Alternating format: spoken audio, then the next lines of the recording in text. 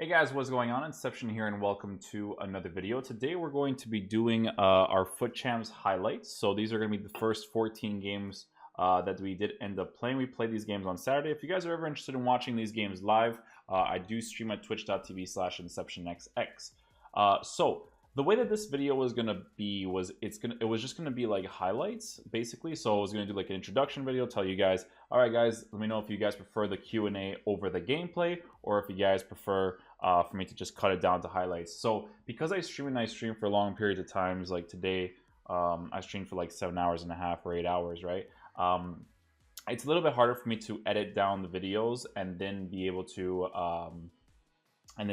like have to edit it down, then do the commentary afterwards, and have to render it. Whereas the content that I think my YouTube channel is going to consist of more than anything is probably going to be recordings and then straight uploads, because it's really just about the time and stuff to be able to edit these and stuff. So we're going to see how that works out for the channel, because obviously I still want to create good content, but that's usually how most of our videos go, how we just kind of just like record it and then we do a straight upload, right? So I do want to do that more often, because it's just a little bit easier to put out content that way than it is to stream and then do YouTube videos afterwards, because I'm a little bit tired right now, because streaming while playing Futchamps can be exhausting.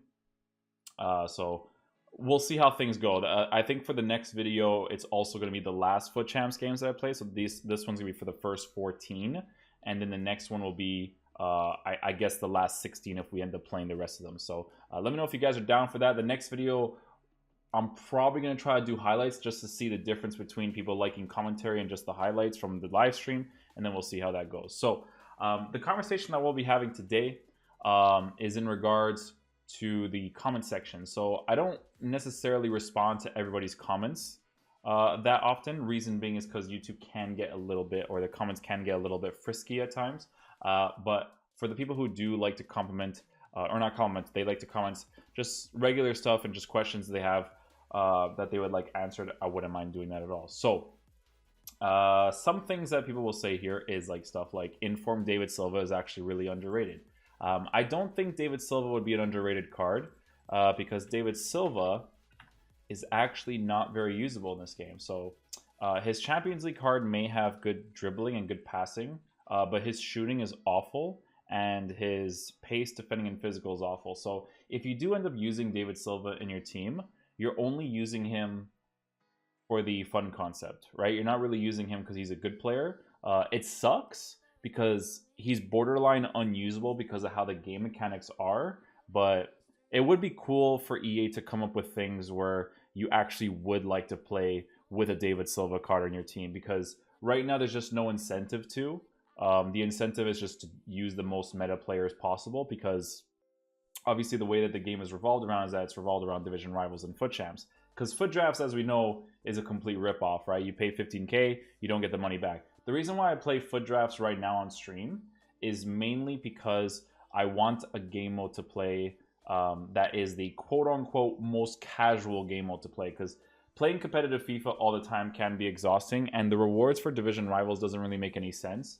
Because if you hit rank 3 in Division 2, because I haven't played Division Rivals in like 2 weeks, right? But if you hit rank 3 in Division 2, the rank 3 rewards are better than the rank 1 rewards. So it's weird, because when you stream, you want to play the game, but then you don't want to play drafts because you're losing money. That's why they need a casual game mode in FIFA, because when it comes to Division Rivals, the reward system doesn't make sense yet. And even if you do hit rank 1, you should be able to still play a game mode where you don't have to pay to play casual FIFA, if that makes sense, right? Like I said, online tournament mode would be perfect, right? But I don't think David Silva would be ideal at all. If you're using him for fun and you're playing like single matches and stuff, then he'd be okay. But I wouldn't necessarily do it myself. By the way, guys, definitely noted on the Swedish Player of the Month video that it has to be relevant to that exact time. That's when you guys want me to review the player. So that actually makes a lot of sense, obviously, because it's in the hype. People wanted me to review players like Kevin Prince Boateng, stuff like that. So what someone suggested to me in the comment section earlier was that they wanted me to review Team of the Week cards every single week. So obviously the really good ones, like obviously I think Royce got an inform one time that was a cam card. certain teams I can put him in. I think people really like those types of videos, and those types of videos would be a little bit easier for me to make and for you guys to enjoy, I think, because people like the conversation parts of my videos, right? So if informs do come out and they're pretty cool informs, you don't have to try. For me personally, I don't have to try out the card to know whether it's good or bad, because there's certain ones that you do have to try them out in games, but most of the cards, each stack kind of contradicts each other a little bit. So like, you know, agility balance will go hand in hand with the dribbling and the pace and the so on and so forth, right? It's like those types of things are noticeable if you play the game a lot. So it's not really like pick a card, choose it, try it out, and see if it's good. It's not really like that. For me personally, like every player that I've ever tried out that I know I wouldn't like, I actually ended up not liking, because I know that the stats are very noticeable in the game, right? So in the beginning of this year, it wasn't like last year. Last year was very noticeable. This year, it took me like a few, I would say like 50 games. That's when I knew exactly what stats or what exact stats would affect the way that I want my players to move, so on and so forth. Let's see what else we got here. I know the SBC has passed, but could you do a review of Flashback Sturridge and give tips on how to use him to his full potential? I still can't wrap my head around the 2-star weak foot. See, this is the type of thing, right? So if Flashback SBCs come out, I could do reviews on the videos and tell people what's up. So in regards to Daniel Sturridge, right? He has a 2-star weak foot. So right off the bat, your shots across goal, that's going to be an element of your gameplay that you're not going to have, right? So it's the same thing with Salah. If you use Salah or Mohamed Salah on your team, you can't really shoot with his right foot across goal. There's situations that you guys are going to see in these highlights videos where I do driven shots with Heung-min Son's weak foot. I do driven shots with who's my left winger? I think it's Mane. I think Mane. I don't know if Mane has scored any left shots, because a lot of it is just finesse shots and build-ups, right? But in regards to Sturridge's card, I wouldn't necessarily recommend using him as a lone striker. He definitely needs to be the type of striker that is linked up with somebody else. But I think the only real option you have with Daniel Sturridge is that it's going to be very linear play. So he doesn't even, I don't know if he has the skill moves, actually. I don't think he does. Excuse me, but I'm just going to check just to make sure. Okay, so he does have the skill moves, right? So the only thing with this card is that it looks like a fun card, right? His balance is low on 69, but he is 5'11 with 80 agility, so it looks like a very usable card. He has 88 composure with 89 finishing, so in that regard, very, very nice card. He's more about sprint speed than acceleration, so his dribbling's not going to be that great, so that's going to be very noticeable in game because of the lack of balance, right? So it's going to be a little bit like slowish in certain turns. I think it'll be better than a Aubameyang, but you know what I mean? With Daniel Sturridge's card, your linear play is going to be based off of crossing the ball, because he is 5'11 with 90 jumping and heading to 82 heading accuracy, and cutting inside and doing a left foot finesse shot. So if you play him on the right side as a winger, you could play him as a winger. Wouldn't necessarily be a bad thing, because you would start off the game as him as a cam, or if you could start him off as a 4-2-3-1 narrow formation and then play him off as the right cam, because you can actually do that in game. And it would work out pretty nicely, but it would be very linear play. Again, just crossing and just cutting inside and shooting it with his left foot, or going for the near post as well, right? That's the only way that you can really play with him, I think. Let's see if there's anything else more to your comments here. How to use him to his full potential. I still can't remember my hand. Yeah, so that's how you would use it. Yeah, I would use him in the 2-striker formation or a 4-2-3-1 narrow, where he's playing off to the right side. I wouldn't play him on the left or the middle, because left he would have to be right-footed. Middle, he would have to be good at both feet, so on and so forth, right? Because at the end of the day, there are situations where you don't want to have linear play, right? Like, you don't want to just be able to shoot with his left foot and not with his right, right? Does Messi's stamina kill the card because Bale only has 3 more stamina than him and a lot of pros use him? Does Messi's stamina kill him in the game? Messi has pretty poor stamina, I think. So I'm going to check out his Champions League card. Actually, I want to check out his regular card. So Messi's regular card is 72 stamina. I don't know why they do this, because stamina in FIFA is one of the most noticeable traits in the game now, especially with the recent patch, how players kind of like lose down a little bit quicker. 72 stamina is too low for a top 2 player in the world. He's got to be 84. Has to be. There's not even a question. It has to be 84 because it's Lionel Messi, right? You need to make the card more usable. Is he a good card in the game? Yes. But does he get tired? Absolutely. He does get tired because I've used him sometimes in the draft where I sub him on as a cam. And yeah, he does actually get tired, which really, really sucks. If you use Messi as a right winger,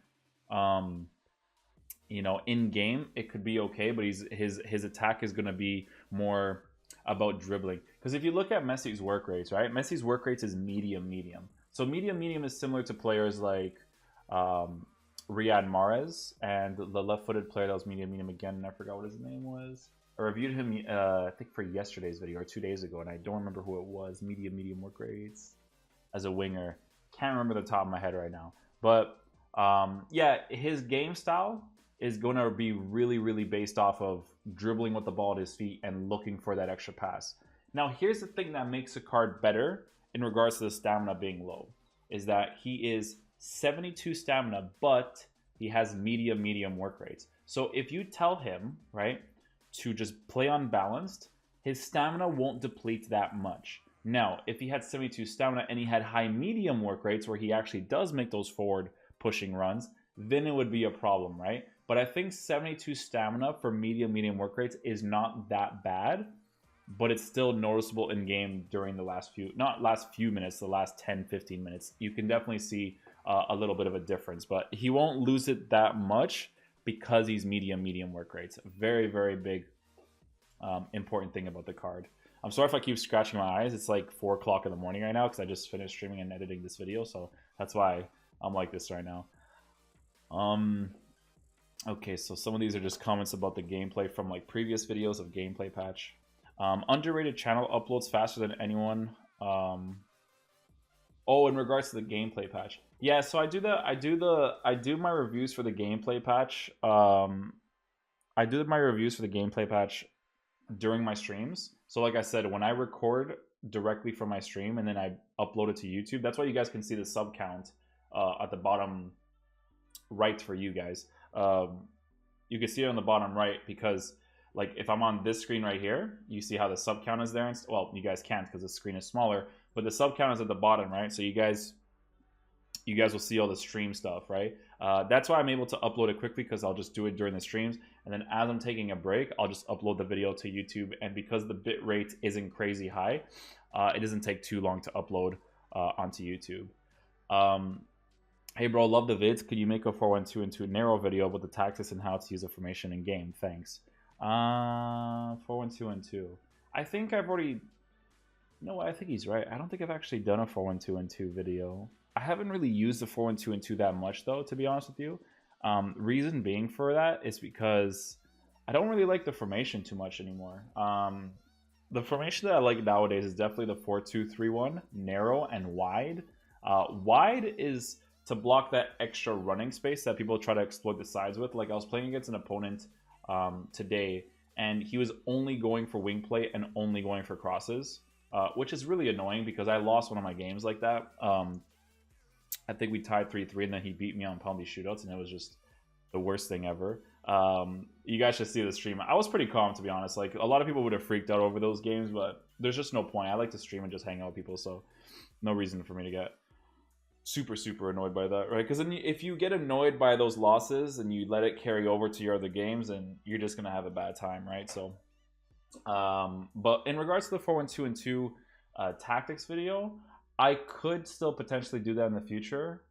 I'm gonna see how things work out because I think the only way for me to really review the 4-1-2-2 is if I play it in a foot draft, because I wouldn't necessarily use it for division rivals because like I said, I'm not a huge fan of the formation anymore. It used to be really good. It used to be my go-to back in like FIFA 15 and stuff, but nowadays, and I think even last year, it was definitely like the 4-2-3-1 for me. 4-2-3-1 is just, it's a good balance, right? 2 CDMs, 3 attackers, 1 striker, right? It's just, it's pretty decent, right? 140k is too much for Kevin Prince Boateng's flashback card. The reason why I don't think it's too much is because there's only 3 center mids like him in the game, and that's Marek Hamšík, and Marek Hamšík doesn't have the skill moves and a lot of other stats that Kevin Prince Boateng does have. And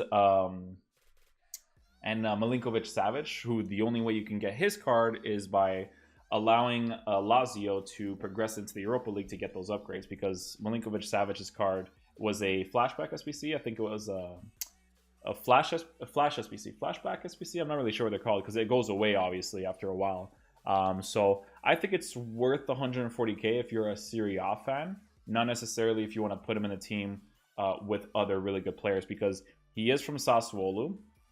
So Sassuolo, you don't really have much to work with, right? Very, very linear. I'm gonna have to block this guy's comments because they're pretty bad. Inception. If I use a 4-2-3-1 and have an attacker such as Flashback Götze or Neymar at cam, do I need to set them to stay forward? If I have an attacker such as Flashback Götze or Neymar at cam, do I need to stay forward? No, the stay forward is up to you, right? So your players, whether it's going to be Götze or Neymar, is going to play to his work rates, right? So Neymar is not going to feel this obligation to push back as hard, but he will a little bit, right? Same thing with Fabinho. That's why I don't like Fabinho. If Fabinho was medium high, he would be a god, okay? But he doesn't have that thing where he really wants to push back, right? Because Firmino does have that thing where he wants to push back because of the high defensive work rates, right? But on the cams, you can tell them to stay forward if you never want them to push back and just be able to attack that way and just have that extra attacking presence. You can definitely do that. But I would recommend to leave it on balance because balance seems to work out the best. But that is going to conclude the video for today, guys. I hope you guys did enjoy this type of video. If you guys want to see the highlights next time for tomorrow's video, if we do end up playing the next 16 games, I will be doing that for tomorrow's video. The video after, whenever they do release a new team of the week, I am going to try reviewing those players to see if people are interested in that as well. So I hope you guys enjoyed the video today. I'll try to finish the rest of the Futchamps games for you guys because I haven't had Futchamps rewards on my channel in so long. So definitely try to get that for you guys in the next couple of videos. So hope you guys enjoyed it. Please drop a thumbs up on it if you guys enjoyed it, and I'll see you guys in the next video. Peace. Love you guys.